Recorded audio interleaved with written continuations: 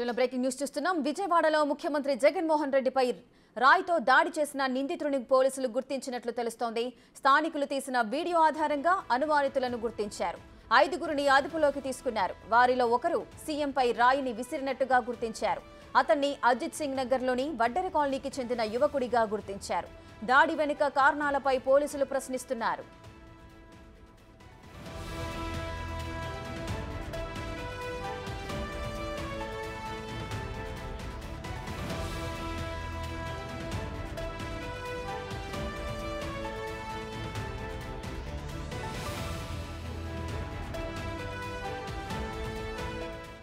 మరింత సమాచారం మా ప్రతినిధి మల్లికార్జున్ లైవ్ లో అందిస్తారు.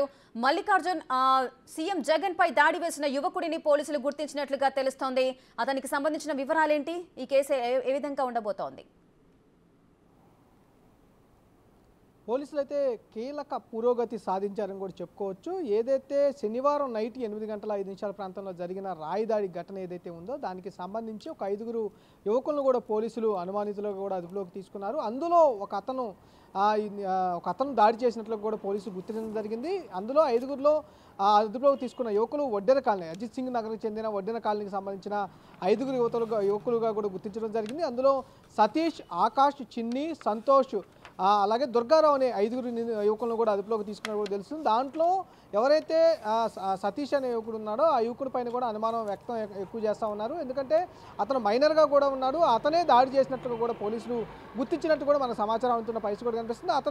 అతనిపై కూడా ప్రశ్నల వర్షాన్ని పోలీసులు అయితే కురిపిస్తున్న పరిస్థితి కూడా కనిపిస్తుంది. సిసిఎస్ పోలీసులు అదుపులో ఉన్నట్లు కూడా మనకు తెలుస్తున్న పరిస్థితి కూడా కనిపిస్తూ ఉంది. ఎందుకు చేయాల్సి వచ్చింది, కారణాలంటే ఆయనపైన కూడా ప్రశ్నలు పోలీసులు సంధిస్తున్న పరిస్థితి కూడా కనిపిస్తూ ఉంది. ఇది దాదాపుగా 4 రోజుల తర్వాత కీలక పురోగతి పోలీసులు సాధించారని కూడా చెప్పుకోవచ్చు. దానికి సంబంధించి 5గురు యువకులు, ఎందుకంటే ఎక్కడి నుంచి అయితే సంబంధించి రాయి వచ్చిందని ప్రాంతం ఉందో ఆ ప్రాంతానికి సంబంధించి ఎవరైతే వీడియోలు ఆ ప్రాంతంలో చిత్రీకరించారు, అంటే వివేకానంద స్కూల్ దగ్గర నుంచి గంగానమ్మ గుడి మధ్య ప్రాంతంలోని రాయి ఘటన జరిగిందనే ప్రాంతం పైన కూడా పోలీసులు గుర్తించడం జరిగింది. ఈ ప్రాంతంలో కూడా ఎవరైతే వీడియోలు దాదాపుగా 50 వీడియోలకు పైగా కూడా స్థానికులు తీసిన వీడియోలను పోలీసులు ఆ దగ్గర ఉన్న పోలీసులు మొత్తం కూడా విచారించడం జరిగింది. ఇప్పటికీ 8 బృందాల పోలీసులు కూడా ఈ విచారణకు కొనసాగిస్తున్న పరిస్థితి కూడా కనిపిస్తూ ఉంది. అలాగే నిన్న మధ్యాహ్నం నుంచి కూడా పోలీసులు నగదు బహుమతిని కూడా ప్రకటించడం జరిగింది. ఈ నేపథ్యంలోనే ఆ వీడియోలు అన్నింటినీ కూడా వాళ్ళు దాదాపుగా 50 పైగా స్థానికులు తీసిన వీడియోలను వాళ్ళు చూడటం జరిగింది. దీనికి సంబంధించిన ఎవరైతే యువకులు